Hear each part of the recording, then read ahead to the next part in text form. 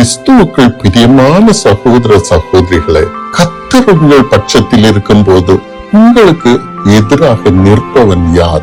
ஏன் பயப்படுகிறீர்கள்? கர்த்தர் உங்கள் வலது பக்கத்தில் உங்களுக்கு நிழலாய் இருக்கிறார். உங்களை சுற்றிலும் உள்ள சூழ்நிலைகளை பார்க்கும் போது கத்தரி வெயில் அடிப்பது போல இருக்கலாம். ஆனால் இந்த சூழ்நிலைகள் உங்களை எதுவும் செய்ய முடியாது. ஏனென்றால் கர்த்தர் உங்களுக்கு நிழலாய் உங்கள் கூடவே இருக்கிறார். கர்த்தர் உங்கள் வல பக்கத்தில் எப்போதும் இருக்கும் போது நீங்கள் ஒரு ஹீரோ தான். அவர் உங்களை விட்டு விலகினால் நீங்கள் வெறும் ஹீரோ தான். நீங்கள் அவருக்கு பிரியமில்லாத காரியங்களை நடப்பிக்கும் போது அவர் உங்களை விட்டு விலகி விடுவார். நீங்கள் சீரோ ஆகி விடுவீர்கள்.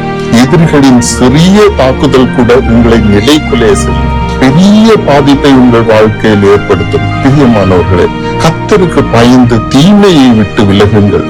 உங்கள் சரீரங்களை பரிசுத்தமும் தேவ ஆவியானவர் தங்கும் ஆலயமாக ஒப்புக்கொடுங்கள்.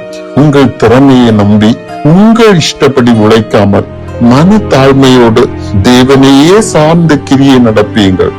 எல்லா காரியங்களிலும் சிறிது பெரிது என்று பாராமல் தேவனிடம் ஆலோசனை கேளுங்கள். தேவனை சந்தோஷப்படுத்துகிற காரியங்களை செய்து கொண்டே இருங்கள். அவைகள் பிறரிடத்தில் அன்பு காட்டுவது, தேவையில் இருப்பவர்களை கண்டால் அவர்களிடம் கருணை காட்டி அவர்கள் கேட்காமலேயே மனம் இறங்கி எந்தவித எதிர்பார்ப்புமின்றி அவர்களுக்கு உதவி செய்வது, தன்னலமற்ற சேவை செய்வதை தேவன் அதிகமாக விரும்புகிறார். இப்படி கவனமாக வாழும் போது கர்த்தர் உங்கள் வலது பார்சத்தில் உங்களுக்கு பெரிய அரணாக நிற்பார். சில வேளைகளில் பாவ குணங்களையும் துர்ச்சைகளையும் விட்டுவிட முடியாமல் அவரிடம் உதவி கேட்கும் போது அவர் பாடுகளுக்குள் நம்மை எடுத்து சென்று பாவத்தை விட்டு ஓய்ந்திருக்கும்படி செய்வார். பாடுகளின் பாதையில் அவரே கூட வருவார். பாடுகள் நிறைந்த அந்த பாதை பாவ சிந்தனைகளை நம்மிலிருந்து அகற்றிவிடும். முட்களுக்குள் மலர்ந்த லீலி புஷ்பம் போல் ஒரு நாள் காட்சி அடிக்க செய்வார்.